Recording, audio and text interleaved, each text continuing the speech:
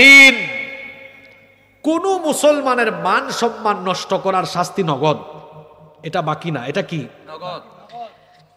আপনি যদি কারো মান সম্মান নষ্ট করেন, আল্লাহ আপনার মান সম্মান নষ্ট করে দিবেন। হাদিসটা বলার আগে আপনাকে একটা উদাহরণ দেই। আমার দেশে ভাতের হোটেলের এক মালিক ছিল, তার নামটা জানি কি, হারুন। হারুন নাম মনে নেই আপনাদের? হ্যাঁ, ডিবিতে অফিসে বসে ভাত খাওয়াইতো, আর ওইদিকে আয়না ঘরে নিয়ে নির্যাতনও করত। কওমি অঙ্গনের একজন আলেম আছেন, মাওলানা রফিকুল ইসলাম মাদানী। উনি উনার বক্তব্যে এবং ফেসবুক স্ট্যাটাসে লিখেছেন, আমাকে একবার ডিবি অফিস থেকে বের করে ঢাকায় হাতির জিলে নিয়ে দুই দিকের রাস্তা বন্ধ করে দিয়ে তারপরে একটা অসভ্য মহিলাকে এনে আমার পাশে রেখে ছবি তুলতেছে, আর ডিবির লোকজন আমাকে বলতেছে আমরা রিমান্ডে যা জিজ্ঞেস করবো স্বীকারোক্তি দিতে হবে, না দিলে এই ছবি তুলছে এগুলা ছাইরা দিব, আপনাকে অসম্মান করব। তখন মৌলানা রফিকুল ইসলাম মাদানী বলছেন, কি বলেন হারুন সাহেব, আমাকে নিয়ে ভাত খান আর আপনারা এগুলা কি করেন, এই নাটক কেন করেন? যিনি ভাত খাইছেন উনি হচ্ছে এই নাটকের স্ক্রিপ্টের মূল পরিচালক। ইন্না লিল্লাহি ওয়া ইন্না ইলাইহি। এই হারুন শুধু একজন দুজন আলেম না, বহু আলেম আর বহু ভালো মানুষের ইজ্জত নিয়ে টানাটানি করেছে। আল্লাহ তাকে নগদে বেজ্জত করেছেন, এমন বেজ্জত করেছেন আজকের পবিত্র মাহফিলে আমি এই ভদ্র সমাজে এই কথাগুলো বলতে পারবো না। আপনারা জানেন আল্লাহ কি হারুনকে বেজ্জত করে দেন নাই? জোরে বলেন, বেজ্জত করে দেন নাই? বিচারপতি কালামানিক আল্লামা সাঈদীর মতো লোককে কথায় কথায় যুদ্ধাপরাধী ধর্ষণকারী বলতো। এমন এক শাস্তি পেয়েছে, ধরাও খাইছে আমাদের সিলেটে। আর আমাদের সিলেটের মানুষ যে অতিথি পরায়ণ, এটা না গেলে বোঝা যায় না। তারে ধৈরা কলা পাতার মধ্যে শোয়াইছে, তারপরে শুনছি সিলেটের মানুষ তার কি জানি করে ফেলেছে। আপনি বেজ্জত করবেন, আপনিও বেজ্জত হবেন। বড় বড় আলেমদেরকে মাদ্রাসা থেকে মসজিদ থেকে ধরে নিয়ে গিয়েছে, তারপরে সামনে ককটেল রেখে অস্ত্রশস্ত্র রেখে মিডিয়াতে প্রচার করেছে জঙ্গি ধরা পড়েছে। আমি কি বানায়া বললাম না? এগুলি ছিল দেশে। যারা এটা করেছে আবার আলেমদেরকে জেলখানায় উঠাতো রশি দিয়া বেঁধে। আপনারা দেখেন নাই? আপনারা যখন দেখেছেন আপনাদের অন্তর কেঁদেছে, দোয়া করেছেন। আপনারা আলেমদের জন্য দোয়া করছেন না? অনেক মহিলারা রোজা রেখেছে, অনেকে ওমরাতে দোয়া করেছে, হজে দোয়া করেছে, আদালত চত্বরে দেখেছে দোয়া করেছে। এরা নিরীহ আলেমদেরকে বেজ্জত করেছে। আজকে আল্লাহ এদেরকে এমন বেজ্জত করেছেন, এরা যখন আদালত চত্বরে উঠে আলেমদের জন্য মানুষ করতো দোয়া। আর এই জালিমগুলাকে যখনই মানুষ আদালত চত্বরে দেখে পচা ডিম আর সিরা জুতা দিয়ে পিটায়। আপনি কাউকে বেজ্জত করার চেষ্টা করবেন, আপনি বেজ্জত হয়ে যাবেন। এই মহিলা আল্লামা সাঈদীকে বিভিন্ন ধরনের আজেবাজে অপবাদ দিয়ে আল্লামা সাঈদীকে জনবিচ্ছিন্ন করার চেষ্টা করেছে। আল্লাহ তাআলা এই মহিলাকে জনবিচ্ছিন্ন করে দিয়ে এমন বেজ্জত করেছেন, শেষ পর্যন্ত কোনো মতে জান বাঁচিয়ে চোরের মতো পার্শ্ববর্তী দেশে পালিয়ে গিয়েছে। আপনি কোন সম্মানিত মানুষকে অপমান করবেন, এই শাস্তি বাকি না নগদ? নগদ। আজকের ওয়াজের বিষয় নগদ। ও আমার যুবক ভাইয়েরা, খবরদার, জিনা ব্যভিচারে লিপ্ত হবেন না, বিবাহ বহির্ভূত হারাম কোনো রিলেশন করবেন না, গার্লফ্রেন্ড বানাইয়া তারপরে রাতের বেলা তার সাথে চেটিং আর দিনের বেলা ডেটিং করার চিন্তা করবেন না। এই শাস্তি নগদে পাওয়া যায়। আল্লাহ নবী বলেছেন, ইদা জানার রাজুলু খরাজা মিনহুল ঈমান, যখন কোনো ব্যক্তি জিনা ব্যভিচারে লিপ্ত হয় তার অন্তর থেকে ঈমান বের হয়ে যায়, কানা আলাইহি কাযুল্লাহ, তার ঈমান তখন এই শামিয়ানা বা আকাশের মেঘের খণ্ডের মতো মাথার উপরে ভাসতে থাকে। যখন কোনো ব্যক্তি ব্যভিচারে লিপ্ত হয় তার অন্তর থেকে ঈমান বের হয়ে মাথার উপরে ভাসতে থাকে, তার মানে ব্যভিচারে লিপ্ত ব্যক্তির ভেতরে ঈমান থাকে না। যার মধ্যে ঈমান থাকে না সেই ঈমানদার না, বেঈমান।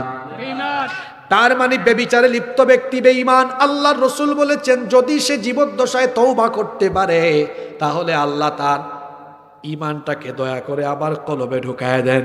কিন্তু সে যদি বেবিচারে লিপ্ত অবস্থায় মারা যায় তো বেঈমান হয়ে মরল, মরার পরে আপনার হাসর হবে তার সাথে। দুনিয়াতে আপনি যার অনুসারী ছিলেন কিংবা যেমন চলতেন হাসরটাও হবে তেমন। এজন্য আল্লাহর নবীর হাদিস, নবীজি বলেছেন ইউবাসু কুল্লু আবদিন আলা মা মাতা আলাইহি, মানুষ যে অবস্থায় মরবে ওই অবস্থায় হাসরে উঠবে। এখন আপনি যদি বেবিচারে লিপ্ত থেকে আপনি যদি বেঈমান হয়ে মরেন, হাসর হবে রসুলের সাথে না বেঈমানের সাথে? আরো জোরে বলেন, কার সাথে? ও আমার কলিজার টুকরা স্কুল কলেজ ইউনিভার্সিটির ছাত্র এবং যুবক তরুণ ভাইয়েরা, এই যে রাতের বেলা জিনার সাগরে ডুবে থেকে আপনি যে ঘুমায়া যান না পাক শরীরে, এই ঘুমের মধ্যে আপনার মরণ হয়ে যেতে পারে কি পারে না? একটু কি দিলের মধ্যে কবরের ভয়ে জাগে না? একটু কি দিলের মধ্যে আল্লাহর ভয়ে জাগে না? এই অবস্থায় যদি আমার আপনার মরণ হয়ে যায়, বেঈমান হয়ে আমি দুনিয়া থেকে চলে গেলাম, বেঈমানের সাথে আমার হাসর হবে। আর যদি আমি আপনি আল্লাহর ভয়ে জিনা বেবিচার থেকে নিজেকে বাঁচাতে পারি, আল্লাহর রসুল আপনাদেরকে বলেছেন ইয়া শাবাব আল ইসলাম, হে ইসলামের যুবকেরা, গদ্দু আবসারুকুম ওয়াহফাদু ফুরুজাকুম, চোখের হেফাজত করো, লজ্জাস্থানের হেফাজত করো। আল্লাহর নবী বলেছেন মাইয়াদমাল্লি মা বাইনা লাহিয়াইহি ওয়া রিজলাইহি আদমানু লাহুল জান্নাহ, যে তার জিহবা এবং লজ্জাস্থানের হেফাজত করবে, চরিত্র যারা ঠিক রাখবে, হারাম রিলেশন না করে যারা চরিত্রবান হবে, আমি রসুল কাল কিয়ামতের দিন তাদের জন্য জান্নাতের জিম্মাদার হয়ে যাব। যুবক ভাইয়েরা, ও যুবক ভাইয়েরা, আমরা কি রসুলের সাথে জান্নাতে থাকতে চাই না? জোরে বলেন, চাই কি চাই না? তাহলে জিনা বেবিচার ছেড়ে দিতে হবে। পারবো না ইনশাআল্লাহ? অন্তরে থাকবে কার ভয়? যাদের হৃদয়ে আছে আল্লাহর ভয়, তারা কবু পথ ভুলে যায় না। আল্লাহর প্রেম ছাড়া এই দুনিয়ায় কারো কাছে কোনো কিছু চায় না, কারো কাছে কোনো কিছু চায় না। রাতের বেলা গার্লফ্রেন্ডের সাথে কথা বলবেন না, রাত কাটাবেন কেমনে? রাতের আধারে যারা সিজদাতে রয়, দু চোখের শ্রুতে নদী যেন বয়, ছলনার হাত ছানি যত আসুক, পেছনে ফিরেও তাকায় না, পেছনে ফিরেও তাকায় না। যাদের হৃদয়ে আছে আল্লাহর ভয়, তারা কবু পথ ভুলে যায় না। আল্লাহর প্রেম ছাড়া এই দুনিয়ায় কারো কাছে কোনো কিছু চায় না। অন্যায় পথে, অবৈধ পথে, হারাম পথে উপার্জন করে হারাম খাওয়া, হারাম খুরের শাস্তিও নগদ না বাকি? দেখেন নাই গোটা বাংলাদেশে হারাম খুরের দলেদের পরিণতি কি হয়েছে? যারা হারাম ভাবে পয়সা কামাইয়া সম্পদের পাহাড় গড়েছে, চোর চামারের দল উপভোগ করতে পারে নাই, সব ফেলে চোরের মতো পালিয়ে গিয়েছে। উপভোগ করতে পারবেন না, হারাম উপভোগ করা যায় না, হালাল অল্পতেও বরকত আছে। খবরদার, হারাম পথে কোনো উপার্জন করা যাবে না। আল্লাহ নবী বলেছেন ইন্না হাদাল মালা খাদিরাতুন হুলওয়া, নিশ্চয়ই এই মাল সম্পদ হলো সুমিষ্ট, চাকচিক্যময়, এগুলো দুনিয়ার মোহ। আল্লাহ নবী বলেছেন ফামান আখাযাহু বিহাক্কিহি ওয়া ওয়াদাহু ফি হাক্কিহি ফানি'মাল মাউনাতু হুয়া, যে ব্যক্তি বৈধ পথে এই ধন সম্পদ উপার্জন করে বৈধ পথে ব্যয় করবে, আল্লাহ তার সম্পদের মধ্যে বরকত দিয়ে দিবেন। সুবহানাল্লাহ। আল্লাহ নবী এর পরে বললেন ওয়ামান আখাযাহু বিগাইরি হাক্কিহি কানা কাল্লাযী ইয়াকুলু ওয়া লা ইয়াশবা। আল্লাহ নবী বলেছেন আর যে ব্যক্তি অন্যায় পথে তা অবৈধ পথে তা উপার্জন করে, তার উপমা, তার উদাহরণ হলো ওই ব্যক্তির মতো যে ব্যক্তি খাবার খায় কিন্তু পরিতৃপ্ত হয় না, পেট ভরে। কি সুন্দর ঝড় জঞ্জায় আগলে রেখেছ মোরে বুকে, সারাটা জীবন ধরে পাহারা দিয়েছ চোখে চোখে। শত ঝড় যায় আগলে রেখেছ মোরে বুকে, সারাটা জীবন ধরে পাহারা দিয়েছ চোখে চোখে। এতটাও সুখ হলে কত কেঁদেছ, এতটাও সুখ হলে কত কেঁদেছ, কত বেলা পেট ভরে খাওনি খানা। মা ও গো মা, মা ও গো মা, মা ও গো মা, মা ও গো মা। এ জীবন বিলিয়েও হবে না দুধের দাম শোধ, তোমাকে আঘাত করে যারা পশু যারা নির্বোধ।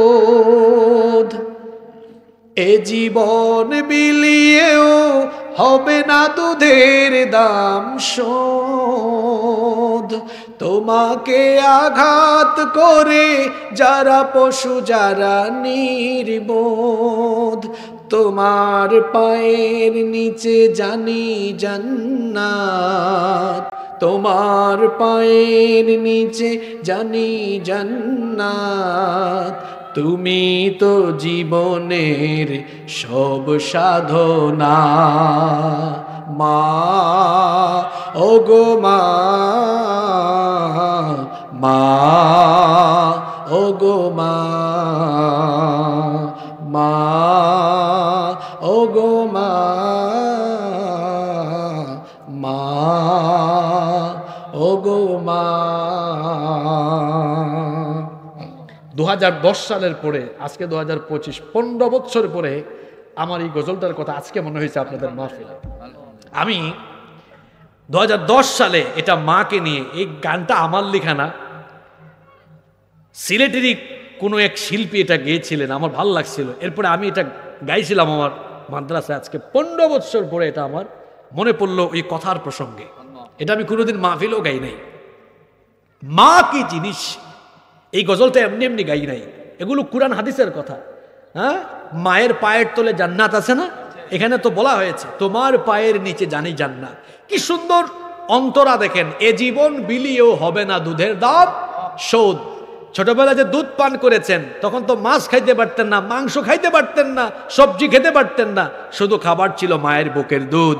সেই মায়ের বুকের দুধের ঋণ শোধ করার জন্য শরীরের চামড়াগুলা ছিলে যদি স্যান্ডেলের ফিতাও বানাই, মায়ের এক ফোঁটা দুধের হক আদায় করা সম্ভব হবে না। আল্লাহু আকবার।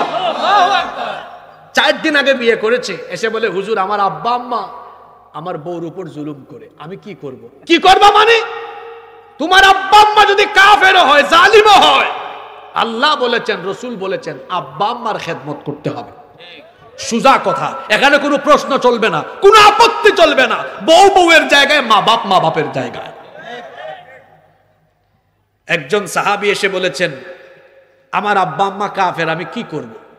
সাহাবী ভাবছিলেন রসুল বলবেন আব্বা আম্মা থেকে সেপারেট হও। রসুল বলেছেন বাড়ি যাও, তোমার কাফের মা বাবার খেদমত করো। সুবহানাল্লাহ পড়বেন না? সুবহানাল্লাহ। আরেক সাহাবী এসে বলছেন আমাকে যুদ্ধে যাবার পারমিশন দেন, জিহাদে। রসুল বলছেন তোমার কি মা আছে? হ্যাঁ আছে। বাড়ি যাও, তোমার মায়ের পায়ের তলায় জান্নাত আছে, যুদ্ধ করা লাগবে না, জিহাদ লাগবে না, মার খেদমত করো, আল্লাহ জান্নাত দিবেন। সুবহানাল্লাহ। পিতা মাতার খেদমতে আছে জান্নাত। আর যারা পিতা মাতার সাথে বেয়াদবি করে মরার পরে কোথায়? কথাটা কেমনে বলছিলাম? জাহান্নাম না, বলছিলাম আল্লাহর তার সাথে কোনো হিসাবই নাই, ও বিনা হিসাবে, জোরে বলেন, ও বিনা হিসাবে জাহান্নামী। আল্লাহর তার সাথে কোনো হিসাবের ফাংশনই নাই, ফাংশন নাই, অপশনই নাই। ওর হাতে আমলনামা দেওয়া হবে, আল্লাহ তো চিনবেন ও তার আব্বা আম্মার সাথে বেয়াদবি করেছেন, আল্লাহ তাকাবেনও না। এমন বহু হাদিস আছে যাদের দিকে আল্লাহ তাকাবেন না, কথা বলবেন না, জাহান্নাম থেকে মুক্তি দিবেন না। এর মধ্যে এক শ্রেণী হলো যারা আব্বা আম্মার সাথে বেয়াদবি করে। হাদিস শুনতেছেন, কিয়ামতের মাঠে দাঁড়াবে সলিমুদ্দিন, আবুল কালাম, কুখ্যাত সন্তান যে তার আব্বা আম্মার সাথে বেয়াদবি করেছে। আল্লাহ বলবেন ফেরেশতারে ধরো, আমার সামনে থেকে সরাও, আমি তার দিকে তাকাবো না, তার সাথে আমার কোনো কথা নাই, তাকে বিনা হিসাবে জাহান্নামে ফেলাও।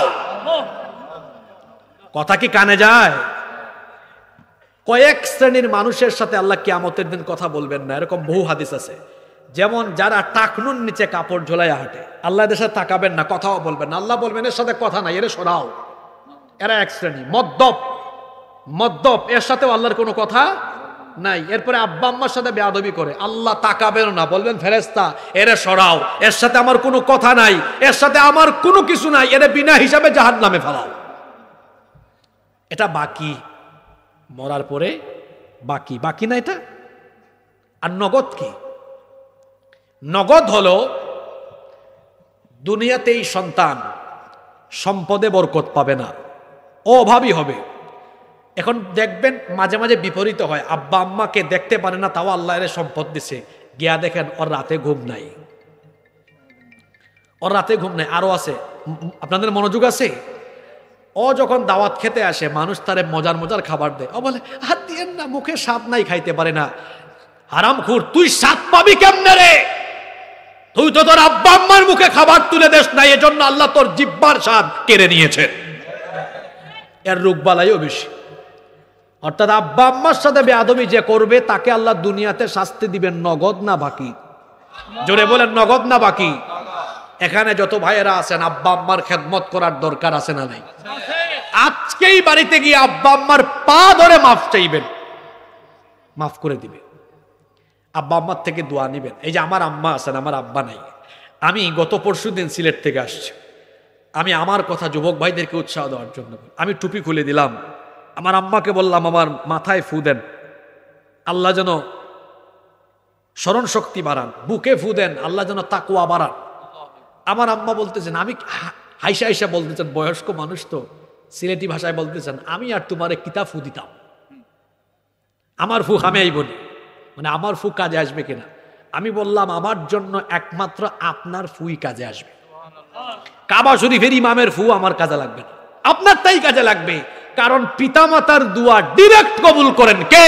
আল্লাহ। আমি আমার মাকে বললাম, আমি তো আপনার কাছে মুরিদ হইছি, আপনি আমার ওলি, পৃথিবীতে আপনার চাইতে বড় ওলি আর কেউ নাই। আমার মাকে দেখেন, আমাদের যাদের আব্বা আম্মা আছে, আমাদের দোয়া চাওয়ার জায়গা আছে। এখানে যারা আব্বা আম্মা নাই, যাদের জিজ্ঞেস করেন, তাদের দিলটা কাঁদে, আহারে দোয়া নেওয়ার কোনো জায়গা নাই। আব্বা আম্মার থেকে প্রতিদিন দোয়া নিবেন। আমি এখনো আমার আম্মার কাছ থেকে পানি পড়া নেই, ফু নেই। মাঝে মাঝে আমার আম্মা হাসেন, আমি বলে হাসিয়েন না, এই ফুর মধ্যে আমার জন্য বরকত আছে।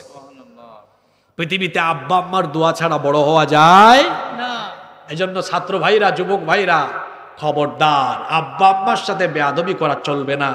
দুনিয়ায় যদি আপনি সম্মানিত হতে চান, বড় হতে চান, কল্যাণ চান, সমৃদ্ধি চান, আব্বা আম্মাকে খুশি করতে হবে। এই যে ছোটবেলায় আব্বা আম্মা ঘুম পাড়াইছে না, কয়জন ভাই এখানে আছেন যে রাতের বেলা তার অসুস্থ বাবাকে ঘুম পাড়ায়? অসুস্থ বাবা, কোমরে ব্যথা, পিঠে ব্যথা, বাত হয়েছে, পায়ে ঘুমাইতে পারে না। আপনার দায়িত্ব হলো বাবার রুমে যাওয়া, একটু পাটা টিপে দেন। আমি আমার কথা বলি, আমার বাবা তো মারা গিয়েছেন অনেক আগে, 2012 সালে। আমি আমার বাবার পায়ের মধ্যে বাতের রোগ ছিল। বেশিরভাগ রাতে আমি আমার বাবার পা টিপে টিপে ঘুম পাড়াতাম। আর গুনগুন করে আমার বাবা দোয়া করতো, আল্লাহ আমার ছেলেটা আমাকে শান্তিতে ঘুম পাড়াইতেছে, আল্লাহ আমার ছেলেটাকে তুমি আলেম বানায় দিও। এই দোয়াগুলো আমার এখনো কানে বাজে।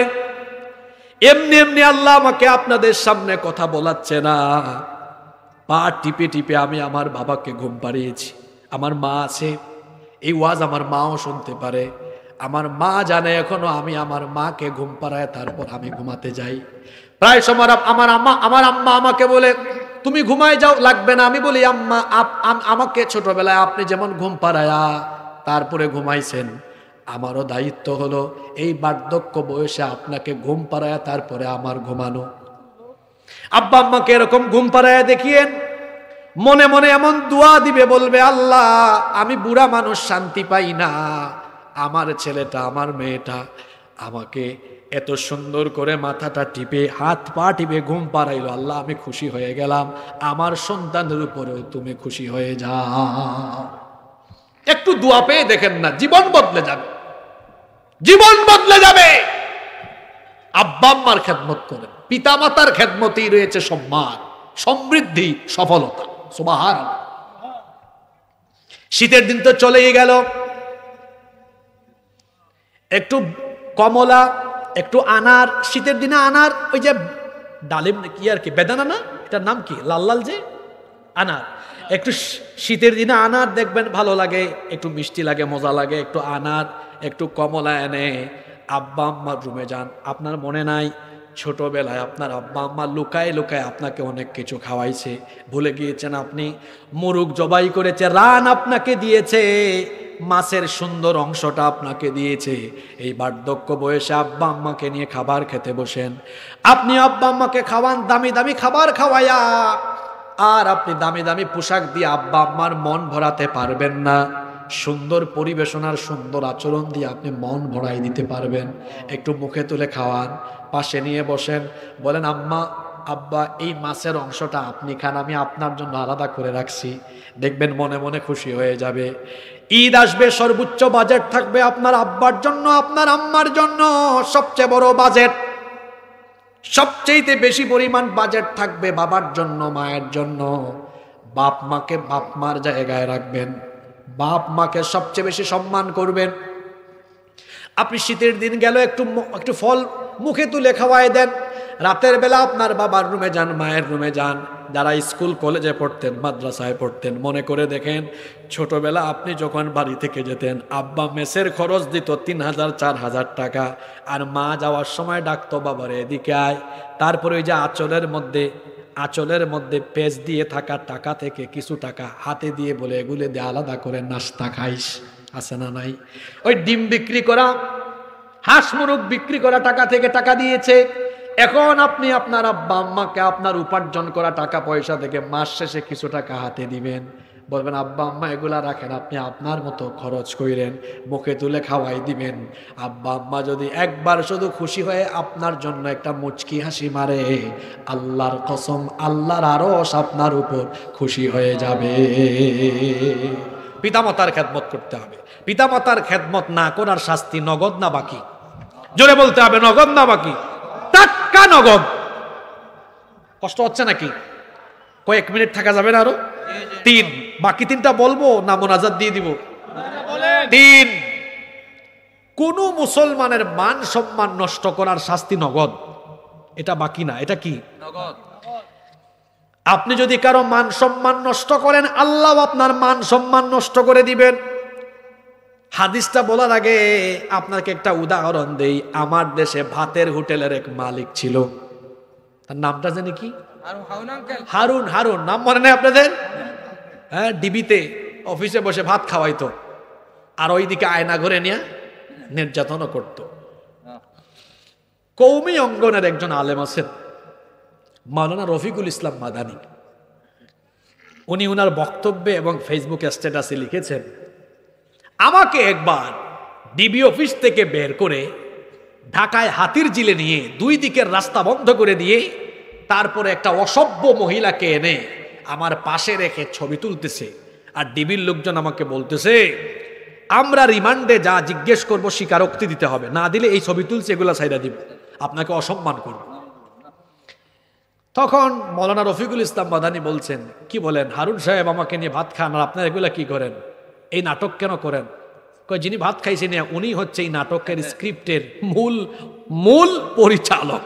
ইন্না লিল্লাহি ওয়া ইন্না ইলাইহি। এই হারুন শুধু 1-2 আলেম না, বহু আলেম আর বহু ভালো মানুষের ইজ্জত নিয়ে টানাটানি করেছে। আল্লাহ তাকে নগদে বেজ্জত করেছেন, এমন বেজ্জত করেছেন আজকের পবিত্র মাহফিলে আমি এই ভদ্র সমাজে এই কথাগুলো বলতে পারবো না। আপনারা জানেন আল্লাহ কি হারুনকে বেজ্জত করে দেন নাই? জোরে বলেন, বেজ্জত করে দেন নাই? বিচারপতি কালামানিক আল্লামা সাঈদীর মতো লোককে কথায় কথায় যুদ্ধাপরাধী ধর্ষণকারী বলতো। এমন এক শাস্তি পেয়েছে, ধরাও খাইছে আমাদের সিলেটে গিয়ে। আর আমাদের সিলেটের মানুষ যে অতিথি পরায়ণ, এটা না গেলে বোঝা যায় না। তারে ধৈরা কলা পাতার মধ্যে শোয়াইছে, তারপরে শুনছি সিলেটের মানুষ তার কি জানি করে ফেলেছে। আপনি বেজ্জত করবেন, আপনিও বেজ্জত হবেন। বড় বড় আলেমদেরকে মাদ্রাসা থেকে মসজিদ থেকে ধরে নিয়ে গিয়েছে, তারপরে সামনে ককটেল রেখে অস্ত্রশস্ত্র রেখে মিডিয়াতে প্রচার করেছে জঙ্গি ধরা পড়েছে। আমি কি বানায়া বললাম না? এগুলি ছিল দেশে। যারা এটা করেছে আবার আলেমদেরকে জেলখানায় উঠাতো রশি দিয়া বেঁধে। আপনারা দেখেন নাই? আপনারা যখন দেখেছেন আপনাদের অন্তর কেঁদেছে, দোয়া করেছেন। আপনারা আলেমদের জন্য দোয়া করছেন না? অনেক মহিলারা রোজা রেখেছে, অনেকে ওমরাতে দোয়া করেছে, হজে দোয়া করেছে, আদালত চত্বরে দেখেছে দোয়া করেছে। এরা নিরীহ আলেমদেরকে বেজ্জত করেছে। আজকে আল্লাহ এদেরকে এমন বেজ্জত করেছেন, এরা যখন আদালত চত্বরে উঠে আলেমদের জন্য মানুষ করত দোয়া। আর এই জালিমগুলাকে যখনই মানুষ আদালত চত্বরে দেখে পচা ডিম আর সিরা জুতা দিয়ে পিটায়। আপনি কাউকে বেজ্জত করার চেষ্টা করবেন, আপনি বেজ্জত হয়ে যাবেন। এই মহিলা আল্লামা সাঈদীকে বিভিন্ন ধরনের আজে বাজে অপবাদ দিয়ে আল্লামা সাঈদীকে জনবিচ্ছিন্ন করার চেষ্টা করেছে। আল্লাহ তাআলা এই মহিলাকে জনবিচ্ছিন্ন করে দিয়ে এমন বেজ্জত করেছেন, শেষ পর্যন্ত কোনো মতে জান বাঁচিয়ে চোরের মতো পার্শ্ববর্তী দেশে পালিয়ে গিয়েছে। আপনি কোনো সম্মানিত মানুষকে অপমান করবেন, এই শাস্তি বাকি না নগদ? নগদ। আজকের ওয়াজের বিষয় নগদ, কোনো বাকি কথা নাই, নগদ না সব নগদ। এবার হাদিস শুনেন, এটা মুসলিম শরীফের হাদিস। আন ইবনে উমর রাদিয়াল্লাহু আনহুমা قال, আব্দুল্লাহ ইবনে ওমর রাদিয়াল্লাহু আনহুমা হাদিসের বর্ণনাকারী সাহাবী, তিনি বলছেন সাঈদা রাসূলুল্লাহ সাল্লাল্লাহু আলাইহি ওয়াসাল্লাম আল মিম্বার ফানাদা বিসাউতির রাফিয়া। আল্লাহর নবী মিম্বরে আরোহণ করলেন, তারপরে গলার আওয়াজকে বড় করে বক্তব্য দিলেন, ইয়া মা'শারা মান কদ আসলামা বিলিসানিহি, হে ওই সকল লোকেরা যারা মুখ দিয়ে ঈমানের ঘোষণা দিয়েছো, ওয়ালাম ইউফদিল ঈমানু ইলা কলবি, কিন্তু এখনো কলবে অন্তরে যাদের ঈমান বদ্ধমূল হয়নি, তোমাদেরকে বলছি শোনো, লা তু'যুল মুসলিমিন, মুসলমানদেরকে কষ্ট দিও না, ওয়ালা তুআইয়িরুহুম, কাউকে লজ্জা শরম দিও না, ওয়ালা তাত্তাবিউ আওরাতিহিম, কোনো মানুষের গোপন বিষয়ে তালাশ করতে যেও না, ছিদ্রান্বেষণ করো না, কাউকে লজ্জা বা অপমান করার চেষ্টা করো না, কারো গোপন বিষয়ে দুষ্টুটি মানুষের সামনে ফাঁস করে দিও না। তার কারণ হলো ফাইন্নাহু মান তাত্তাবা আওরাতা আখিহিল মুসলিম তাত্তাবা আল্লাহু আওরাতাহু ওয়া মান তাত্তাবা আল্লাহু আওরাতাহু ইয়াফদাহু ওয়ালাউ ফি জাওফি রাহলি। আল্লাহর নবী বলেছেন, যদি তুমি কোনো মুসলমান ভাইয়ের দোষ ত্রুটি মানুষের সামনে প্রকাশ করে দাও, আল্লাহ তোমার দোষ ত্রুটি জনসম্মুখে প্রকাশ করে দিয়ে এমনভাবে আল্লাহ বেজ্জত করবেন। আর আল্লাহ যদি কাউকে বেজ্জত করার ব্যবস্থা নেন, উটের হাউদের মধ্যে লুকালেও সেই ব্যক্তি, তাকে কেউ বাঁচাতে পারবে না। এই হাদিস কি শিক্ষা দিল? আপনি কাউকে বেজ্জত করবেন, আপনাকে বেজ্জত করার দায়িত্ব নেবেন কে? আল্লাহ। আরো জোরে বলেন কে? আল্লাহ। এই গুণটা তো আমাদের মধ্যে নাই। আমার দেশে তো পার্লামেন্ট আছে দুই জায়গায়, একটা ঢাকায় ন্যাশনাল পার্লামেন্ট, আর আরেকটা হলো প্রত্যেক গ্রামে গ্রামে এলাকায় এলাকায় চায়ের ছোট ছোট টঙের দোকান। এখানে দোকানদার থাকে স্পিকারের ভূমিকায়, আর চা করেরা সাংসদের ভূমিকায়। কে কোন জায়গায় কোন দুষ্টুটি করলো, বর্ণনা করলো। আল্লাহ বলেছেন, এভাবে তুমি যদি তোমার ভাইয়ের দুষ্টুটি বর্ণনা করে তাকে বেজ্জত করার চেষ্টা করো, আমি আল্লাহ তোমাকে বেজ্জত করার দায়িত্ব নিব। আর তার বিপরীতে কোনো মুসলমান যদি কোনো ভাইয়ের দুষ্টুটি গোপন রেখে কারো ইজ্জত বাঁচায়, আল্লাহ বলেছেন কিয়ামতের দিন আমি তার দোষ ত্রুটি গোপন রেখে, গুনাহ গোপন রেখে আমি তাকে জান্নাতে ঢুকায় দেব। কিয়ামতের দিন আল্লাহ বলবেন, এই বান্দা এদিকে আসো, তোমার বাড়ি না হুড়ার পাড়ে, তোমার তো এমন এক খাসলত ছিল, তুমি মানুষের দোষ ত্রুটি জানলেও একাকী সংশোধনে দিতে, লোকচক্ষুর সামনে তুমি তাকে বেজ্জত করতে না। এত ভালো গুণ তোমার, আজকে তোমার হাতে আমলনামা আছে না, এখানে তোমারও অনেক গুণ আছে, আমি আল্লাহ এগুলো গোপন রাখবো, লুকায় রাখবো, কাউরে বলবো না, দৌড়াই আমার জান্নাতে চলে যাও। সুবহানাল্লাহ। তাহলে এই গুণে আমরা গুণান্বিত হতে পারবো তো? জুড়ে বলি ইনশা। আর যদি মানুষকে বেজ্জত করেন, এটার শাস্তি বাকি না নগদ? কষ্ট হচ্ছে আপনাদের? আর দুইটা পয়েন্ট শেষ করে দিব। নাম্বার 4, 4 নম্বর, যুবকদের ওয়াজ আসছে এখন। যুবকরা রেডি? জিনা বেবিচারের শাস্তি নগদ, এটা বাকি না। বেবিচারে লিপ্ত হওয়ার উপাদান এখন আমাদের সমাজে বেশি, বিশেষ করে বেবিচারে লিপ্ত হওয়ার আকর্ষণীয় এই উপাদান মোবাইল তো প্রত্যেকের হাতে হাতে আছে না নাই? রাত 3টা 4টা পর্যন্ত মোবাইল আর ইন্টারনেটের অপব্যবহার করে চোখের জিনা, কানের জিনা, জবানের জিনায় লিপ্ত হয়ে জিনার সাগরে ডুব দিয়ে চরিত্র নষ্ট করতে করতে অধপতনের অতল তলদেশে চলে গিয়েছে। ও আমার যুবক ভাইয়েরা, খবরদার, জিনা বেবিচারে লিপ্ত হবেন না। বিবাহ বহির্ভূত হারাম কোনো রিলেশন করবেন না। গার্লফ্রেন্ড বানাইয়া তারপরে রাতের বেলা তার সাথে চেটিং আর দিনের বেলা ডেটিং করার চিন্তা করবেন না। এই শাস্তি নগদে পাওয়া যায়। আল্লাহর নবী বলেছেন, ইদা জানার রাজুলু খরাজা মিনহুল ঈমান, যখন কোনো ব্যক্তি জিনা বেবিচারে লিপ্ত হয় তার অন্তর থেকে ঈমান বের হয়ে যায়, কানা আলাইহি কাযুল্লাহ, তার ঈমান তখন এই শামিয়ানা বা আকাশের মেঘের খণ্ডের মতো মাথার উপরে ভাসতে থাকে। যখন কোনো ব্যক্তি বেবিচারে লিপ্ত হয়ে তার অন্তর থেকে ঈমান বের হয়ে মাথার উপরে ভাসতে থাকে, তার মানে বেবিচারে লিপ্ত ব্যক্তির ভেতরে ঈমান থাকে না। যার মধ্যে ঈমান থাকে না সেই ঈমানদার না বেঈমান। তার মানে বেবিচারে লিপ্ত ব্যক্তি বেঈমান। আল্লাহর রাসূল বলেছেন, যদি সে জীবদ্দশায় তওবা করতে পারে তাহলে আল্লাহ তার ঈমানটাকে দয়া করে আবার কলবে ঢুকায় দেন। কিন্তু সে যদি বেবিচারে লিপ্ত অবস্থায় মারা যায় তো বেঈমান হয়ে মরল। মরার পরে আপনার হাসর হবে তার সাথে। দুনিয়াতে আপনি যার অনুসারী ছিলেন কিংবা যেমন চলতেন, হাসরটাও হবে তেমন। এজন্য আল্লাহর নবীর হাদিস, নবীজি বলেছেন, ইউবাসু কুল্লু আবদিন আলা মা মাতা আলাইহি, মানুষ যে অবস্থায় মরবে ওই অবস্থায় হাসরে উঠবে। এখন আপনি যদি বেবিচারে লিপ্ত থেকে আপনি যদি বেঈমান হয়ে মরেন, হাসর হবে রসুলের সাথে না বেঈমানের সাথে? আরো জোরে বলেন, কার সাথে?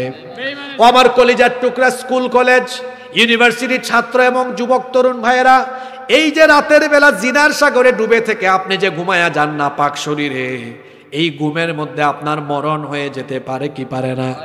একটু কি দিলের মধ্যে কবরের ভয়ে জাগে না? একটু কি দিলের মধ্যে আল্লাহর ভয়ে জাগে না? এই অবস্থায় যদি আমার আপনার মরণ হয়ে যায়, বেঈমান হয়ে আমি দুনিয়া থেকে চলে গেলাম, বেঈমানের সাথে আমার হাসর হবে। আর যদি আমি আপনি আল্লাহর ভয়ে জিনা বেবিচার থেকে নিজেকে বাঁচাতে পারি, আল্লাহর রসুল আপনাদেরকে বলেছেন, ইয়া শাবাব আল ইসলাম, হে ইসলামের যুবকেরা, গদ্দু আবসারুকুম ওয়াহফাদু ফুরুজাকুম, চোখের হেফাজত করো, লজ্জাস্থানের হেফাজত করো। আল্লাহর নবী বলেছেন, মাইয়াদমাল্লি মা বাইনা লাহিয়াইহি ওয়া রিজলাইহি আদমানু লাহুল জান্নাহ, যে তার জিহবা এবং লজ্জাস্থানের হেফাজত করবে, চরিত্র যারা ঠিক রাখবে, হারাম রিলেশন না করে যারা চরিত্রবান হবে, আমি রসুল কাল কিয়ামতের দিন তাদের জন্য জান্নাতের জিম্মাদার হয়ে যাব। যুবক ভাইয়েরা, ও যুবক ভাইয়েরা, আমরা কি রসুলের সাথে জান্নাতে থাকতে চাই না? জোরে বলেন, চাই কি চাই না? তাহলে জিনা বেবিচার ছেড়ে দিতে হবে। পারবো না ইনশাআল্লাহ? অন্তরে থাকবে কার ভয়? যাদের হৃদয়ে আছে আল্লাহর ভয়, তারা কবু পথ ভুলে যায় না। আল্লাহর প্রেম ছাড়া এই দুনিয়ায় কারো কাছে কোনো কিছু চায় না, কারো কাছে কোনো কিছু চায় না। রাতের বেলা গার্লফ্রেন্ডের সাথে কথা বলবেন না। রাত কাটাবেন কেমনে? রাতের আধারে যারা সিজদাতে রয়, দু চোখের অশ্রুতে নদী যেন বয়, ছলনার হাত ছানি যত আসুক, পেছনে ফিরেও তাকায় না, পেছনে ফিরেও তাকায় না। যাদের হৃদয়ে আছে আল্লাহর ভয়, তারা কবু পথ ভুলে যায় না।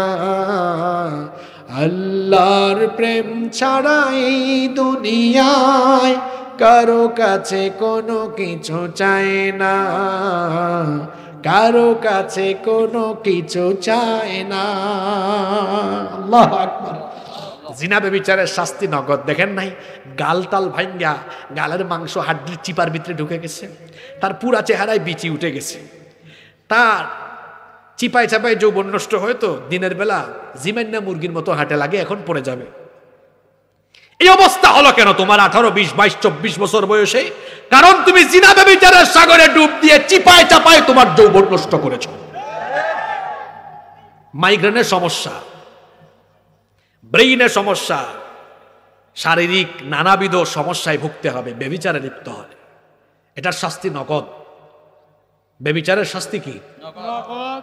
এই জন্য এই ব্যভিচার থেকে আমাদেরকে বেঁচে থাকতে হবে। আল্লাহ সবাইকে হেফাজত করেন। আমিন। অনেক কষ্ট দিয়ে ফেলছি আপনাকে, মোনাজাত না করে যাব না আমরা ইনশাআল্লাহ।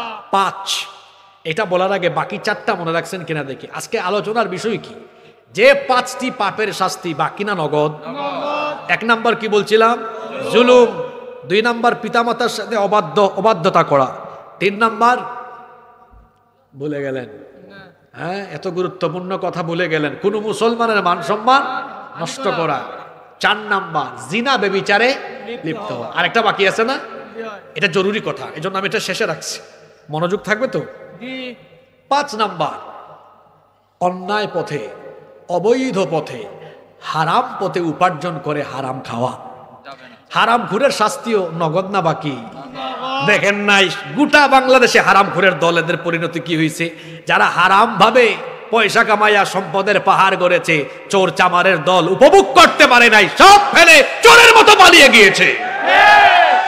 উপভোগ করতে পারবেন না। হারাম উপভোগ করা যায় না, হালাল অল্পতেও বরকত আছে। খবরদার, হারাম পথে কোনো উপার্জন করা যাবে না। আল্লাহ নবী বলেছেন, ইন্না হাদাল মালা খাদিরাতুন হুলওয়া, নিশ্চয়ই এই মাল সম্পদ হলো সুমিষ্ট, চাকচিক্যময়, এগুলো দুনিয়ার মোহ।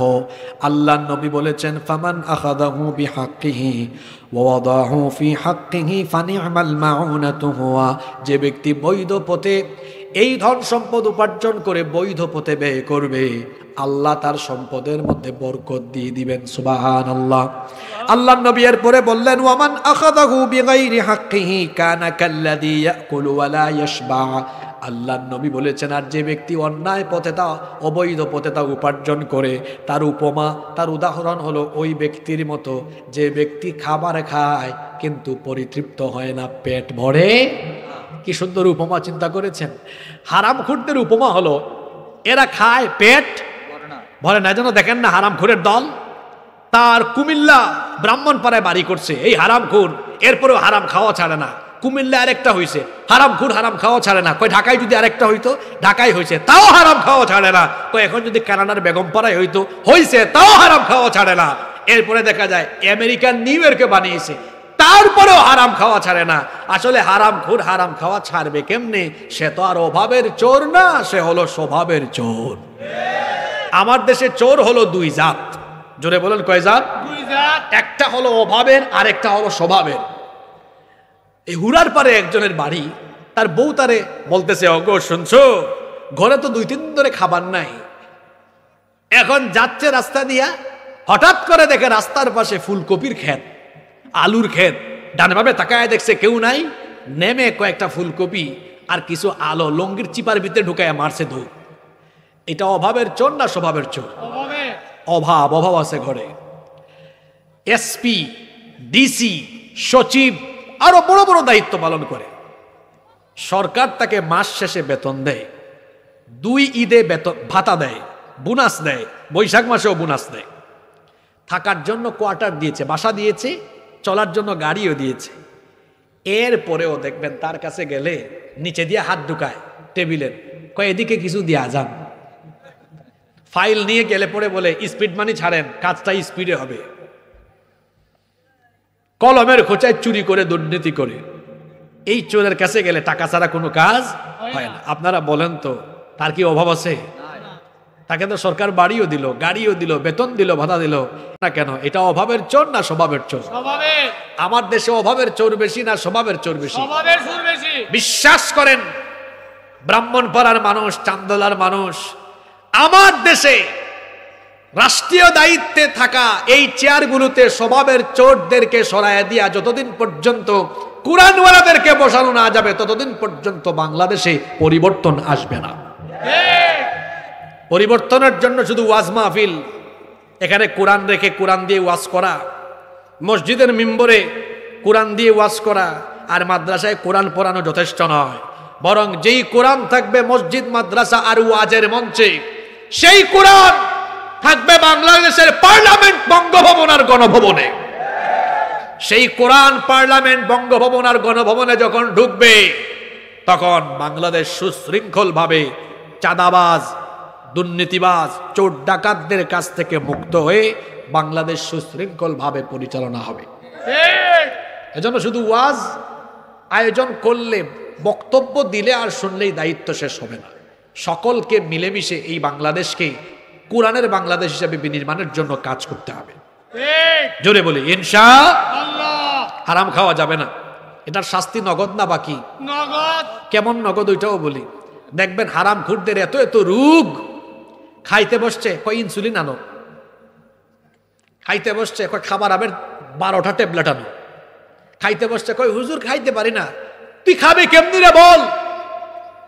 তুই তো এমন ব্যবসায়ী, ব্যবসার মধ্যে ভেজাল ঢুকাইয়া দিয়া বহু মানুষের শরীর নষ্ট করেছিস। তুই তো একটা খুনি। আপনারা খুনি কেন বলছি বুঝেন নাই? এই লোক যে খাবারের মধ্যে ভেজাল ঢুকাইয়া এই খাবারটা কত মানুষ খাইলো, কত মানুষের শরীরে রোগে বাসা বাঁধলো, এই লোকটা কি এত মানুষকে রোগ বালাই এবং তাদেরকে মৃত্যুর দিকে ঠেলে দেওয়ার জন্য এই লোক কি দায়ী নয়? তুই কত মানুষের মুখের খাবারের রুচি কেড়ে নিয়েছিস, এজন্য তোর মতো হারামখোরের মুখের রুচি আল্লাহ কেড়ে নিয়েছেন।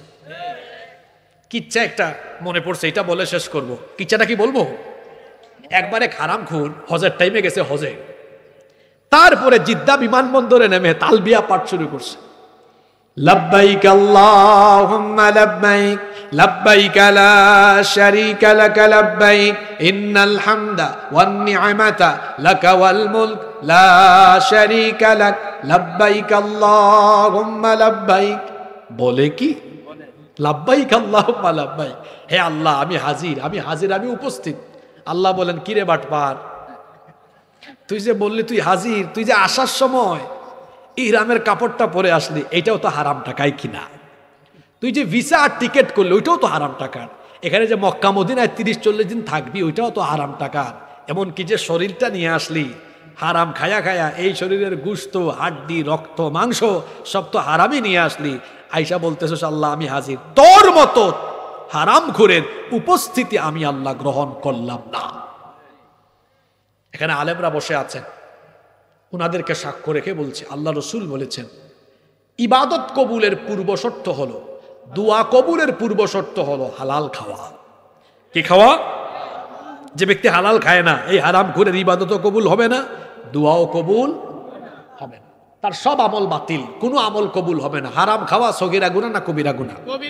কবিরা গুনাহ। হারাম খাওয়া যাবে না, সমস্ত ইবাদত বরবাদ হয়ে যাবে, আমল বাতিল হয়ে যাবে। আর হারাম খাইলে দুনিয়াতে নগদ শাস্তি আছে। এমন এমন রোগ আল্লাহ দিবেন, হারাম পয়সা যা কামাইছে সব মাউন্ট এলিজাবেথে গিয়ে দিয়ে আসা লাগবে। শান্তি থাকবে না, সুখ থাকবে না। দেখবেন অনেক লোক 30 বছর ধরে রিক্সা চালায়, এমন মানুষ পান না? আমি পাইছি এরকম। 30 বছর রিক্সা চালায়, মাগরিবের পরে তাকে 2 প্লেট ভাত দেন, সাথে আলু ভর্তা ডাল দেন, মানে খচখচ করে খাই ফেলবে। কি রুচি! আল্লাহু আকবার, তাই না? মুখে রুচি থাকলে যে কোনো জিনিস কি লাগে, মজা লাগে, স্বাদ পাওয়া যায়। আপনি ভাতের স্বাদ একরকম পাবেন, রুটির স্বাদ একরকম পাবেন, পাখির গোশতের স্বাদ একরকম পাবেন, মাছের স্বাদ একরকম, সবজির স্বাদ আরেক রকম। রুচি না থাকলে সব কিছুই লাগবে একটু কসকসা কসকসা, কোনো স্বাদ নাই, ঠিক না? মুখের রুচিও আল্লাহর নেয়ামত। হারামখোরদের মুখের রুচি আল্লাহ কেড়ে নেবেন, শরীরে রোগবালাই চলে আসবে, অশান্তি চলে আসবে, তার ঘুম থাকবে না, অর্থাৎ জীবনটাকে অশান্তি দিয়ে ভরে দিবেন কে? তাইলে আজকে কয়টা পাপের কথা বললাম? 5টা। এই 5টা পাপের শাস্তি বাকি না নগদ? এক, আপনারা বলবেন এক, সবাই বলেন 2, হ্যাঁ, আব্বা আম্মার খেদমত করবেন, আব্বা আম্মা ভক্ত হবেন, আব্বা আম্মা আমাদের পীর, আব্বা আম্মা আমাদের পীর। 3, কোন মুসলমানের মান সম্মান নষ্ট করা 4 জিনা ব্যভিচারের ধারে কাছেও যাওয়া, ওয়ালা তাকরাবুজ জিনা, আল্লাহ বলেছেন জিনার নিকটবর্তীও হয় না। 5 হারাম খাওয়া যাবে। আল্লাহ তাআলা এই 5টা পাপ থেকে আমাদেরকে বাঁচায় রাখেন। আপনারা খুব ভদ্র মানুষ, যেভাবে নীরবে বসে বসে শুনলেন, আমি আপনাদের প্রতি কৃতজ্ঞ। আমিও আপনাদের দোয়া চাই, আপনারাও দোয়া চেয়েছেন আমার কাছে। বিশেষ করে মাওলানা রফিকুল ইসলাম ভুইয়া ভাই, তিনি আপনাদের দোয়া চেয়েছেন। তিনি অসুস্থ এবং আমাদের সম্মানিত সভাপতি সাহেব তিনি অসুস্থ, তিনি যে আসছেন এটাই বেশি, উনিও দোয়া চেয়েছেন। আপনাদের জন্য আমি দোয়া করব, সবার জন্য দোয়া হবে ইনশাআল্লাহ। কেউ দাঁড়াবেন না। মাহফিল ইন্তেজামিয়া কমিটির কোনো কথা থাকলে আমরা শুনবো, না থাকলে মোনাজাত দিয়ে দিই। মোনাজাত দিয়ে দিই, দিয়ে দিই। জি, আল্লাহুম্মা আমিন। আলহামদুলিল্লাহি রাব্বিল আলামিন والصلاة والسلام على أشرف الأنبياء والمرسلين. ربنا ظلمنا أنفسنا وإن لم تغفر لنا وترحمنا لنكونن من الخاسرين. ربنا لا تزغ قلوبنا بعد إذ هديتنا وهب لنا من لدنك رحمة إنك أنت الوهاب. ربنا اغفر لنا ولإخواننا الذين سبقونا بالإيمان ولا تجعل في قلوبنا غلا للذين آمنوا ربنا إنك رؤوف رحيم.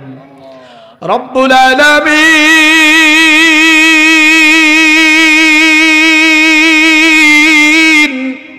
গভীর রজনী পর্যন্ত আমরা তোমার কোরআন পাগল বান্দারা নীরবে বসে বসে তোমার কালাম থেকে আলোচনা শুনেছি। ও মালিক, গভীর এই রাতে আমরা আমাদের জীবনের সকল গুনাহকে সামনে নিয়ে সকল গুনাহের জন্য লজ্জিত অনুতপ্ত হয়ে গোলামের মতো মাথা নত করে ভিক্ষার দোকানা হাত তোমার কাছে তুলে দিয়েছি গো আল্লাহ রব্বুল আলামিন। আমরা এত গুনাহ করেছি, আমাদের গুনাহের দিকে যদি তুমি তাকাও আমাদেরকে ক্ষমাও করতে ইচ্ছে হবে না। তারপরেও কেন সাহস করে আমরা তোমার কাছে হাত তুললাম? এর কারণ হলো তুমি তো বলেছো লা তাকনাতু মির রাহমাতিল্লাহ, তুমি তো বলেছো বান্দারে আমার রহমত থেকে কখনো নিরাশ হয়ে যেও না। এজন্য আমরা গুনাহগার হয়েও তোমার রহমতের দুয়ারে এসে ভিক্ষার হাত পেতেছি। তার কারণ হলো ও মাবুদ, আমরা ছাড়াও তোমার অসংখ্য গোলাম আছে, কিন্তু তুমি ছাড়া তো আমাদের আর কোনো মালিক নাই। কোথায় যাব, কার কাছে যাব আমরা? তুমি আমাদেরকে তোমার রহমতের দুয়ার থেকে বঞ্চিত করে দিও না গো আল্লাহ। তুমি যদি আমাদেরকে তোমার রহমতের দুয়ার থেকে তাড়িয়ে দাও, কোথায় যাব? আমরা তো তোমার গোলাম, আর কারো গোলাম নই। চক্ষু বন্ধ করে যখন নিজেদের জীবনের অতীতের গুনাহগুলো একটু মনে করার চেষ্টা করি, তখন তোমার জাহান্নামের আযাবের ভয়ে কলিজাটা থরথর করে কেঁপে ওঠে। এমন এমন গুনাহ করেছি, এই গুনাহগুলোর কথা যখন মনে পড়ে তখন আমাদের বড় ভয় হয়। জানি না আমরা কি কবরে গিয়ে জাহান্নামের বাসিন্দা হয়ে যাই কি না। কবর তো বড় ভয়াবহ জায়গা, কবর বড় সাংঘাতিক জায়গা। কখন যে কবরের বাসিন্দা হয়ে যাই সেটাও আমরা জানি না। আমাদের চারপাশের কত মানুষ আমাদেরকে ছেড়ে চলে গেল, জানি না কোন দিন আমরাও জানি চলে যাই। আজকে হাত তুললাম, জানি না আর কোনোদিন এইভাবে মোনাজাতের সুযোগ পাবো কিনা। এমনও তো হতে পারে আজকের এই মোনাজাত আমাদের কারো কারো জন্য জীবনের শেষ মোনাজাত হয়ে যেতে পারে। আর কোনোদিন এইভাবে তোমার কাছে হাত পাতার সুযোগ নাও পেতে পারি গো আল্লাহ রব্বুল আলামিন। সেজন্য জীবনের শেষ মোনাজাত মনে করে আমরা জীবনের তরে তওবা করলাম, আর ওয়াদা করছি আর কোনোদিনও গুনাহ করব না। আল্লাহ, আমরা গুনাহের সাগরে সাঁতার কেটে তোমার রহমতের দুয়ারে ভিক্ষুকের মতো হাত পেতেছি। আল্লাহ, তুমি কি আমাদের উপরে দয়া দেখাবা না? তুমি যদি আমাদেরকে তাড়িয়ে দাও, কোথায় যাব বলো? ও মালিক, তুমি তো রহমতকে, দয়াকে 100 টুকরা করে 1 টুকরা সবাইকে দিয়েছো। এই 1 টুকরা সবাই ভাগ করে পাওয়ার পরেও দেখা যায় কেউ কারো কাছে হাত পাতলে ফিরাইয়া দেয় না। রব্বুল আলামিন, তুমি তো 99 টুকরা দয়া মায়া নিজের কাছে রেখে দিয়েছো। আমরা এখন তোমার দরবারে এসে হাত পেতেছি, আমরা এই আশায় হাত পেতেছি তুমিও তোমার গোলামদেরকে মাফ করে দিয়ে আমাদেরকে তুমি তোমার রহমতের কোলে তুলে নিবে। রব্বুল আলামিন, ওয়াদা করছি আর কোনোদিনও গুনাহ করব না। আমাদের এই তওবা কবুল করো, আর আমাদের জীবনে ছোট বড় জানা অজানা যত গুনাহ করে ফেলেছি দয়া করে সব গুনাহ মাফ করে দিয়ে আমাদেরকে মাসুম বানিয়ে বাড়িতে ফিরাইয়া দাও। রব্বুল আলামিন, আমাদেরকে হারাম থেকে হেফাজত করো। হারাম খুরের কোনো মুনাজাত তো তুমি শোনো না, ফরিয়াদ শোনো না। আল্লাহ, তুমি আমাদেরকে হারাম খুর বানায়া মউত দিও না। রব্বুল আলামিন, আমাদেরকে হালাল পথে উপার্জন করে হালাল খাওয়ার তৌফিক দান করো। ও মালিক, আমাদের স্ত্রী আর সন্তানদেরকে আমাদের জন্য চক্ষু শীতলকারী বানিয়ে দাও। আমাদের স্ত্রী সন্তানদেরকে নেককার মুত্তাকি পরহেজগার বানিয়ে দাও। আল্লাহ, আজকের এই রাতে যখন তোমার কাছে হাত তুললাম, মনে পড়ে গেল আমাদের বাবা মা দুজনের কথা। আমাদের বাবা বটবৃক্ষের মতো ছায়া দিয়ে কষ্ট ত্যাগ স্বীকার করে করে আমাদেরকে লালন পালন ভরণ পোষণের ব্যবস্থা করেছেন। বটবৃক্ষের মতো ছায়া দিয়ে লালন পালন করেছে। বাবার কথা মনে পড়লেই ছোটবেলার দৃশ্যগুলো স্মৃতিপটে ভেসে ওঠে। বাবা সন্তানকে কুলে নিয়ে নিজে না খেয়ে সন্তানের মুখে খাবারের লোকমা তুলে দিয়েছে। নিজের ছেঁড়া কাপড় ছেঁড়া জামা পরিধান করে সারাদিন কৃষক হয়ে মাঠে কাজ করেছে। মাথার ঘাম পায়ে ফেলে কত কষ্ট করে উপার্জন করেছে। বাড়িতে বলেছে একটু কম খাও, কারণ আমার বাচ্চাটাকে কষ্ট করে পড়ালেখা করায়। আল্লাহ, সেই বাবা এত ত্যাগ স্বীকার করেছে। ঈদের সময় আসলে নিজে ছেঁড়া লুঙ্গি ছেঁড়া জামা কাপড় গায়ে দিয়ে ঈদ কাটায়, কিন্তু সন্তানের যেন মনটা খারাপ না হয় সেই জন্য নতুন কাপড় কিনে দিয়ে সন্তানের মুখে হাসি ফুটায়। রব্বুল আলামিন, বিপদ মুসিবত আসলে পরে বাবা এসে মাথায় হাত বোলায়। আমাদের যাদের বাবা নাই, আমাদের বিপদ আপদে দুঃখ কষ্টের সময় আমাদের মাথায় সান্ত্বনার হাত বুলিয়ে দিয়ে আমাদের জন্য দোয়া করার কেউ নাই। রব্বুল আলামিন, এখানে যারা হাত তুলেছেন জানি না কোন ভাই তাদের মাও হারিয়ে ফেলেছেন। একটি অক্ষর মাত্র মা, কিন্তু মনে হয় যেন গোটা দুনিয়ার সকল মধু তুমি এই নামে ঢেলে দিয়েছ গো আল্লাহ। কত মধু মাখা, কত জাদু মাখাই নাম। রব্বুল আলামিন, আমরা তো পুরুষ মানুষ, গর্ভধারণের যন্ত্রণা আমরা বুঝি না। আমরা যখন আমাদের মায়ের পেটে ছিলাম এমন যন্ত্রণা এমন কষ্ট মাকে দিয়েছি। রাতের বেলা দুনিয়ার মানুষেরা কত আরাম করে ঘুমায়া যায়, শান্তিতে রাত কাটায়।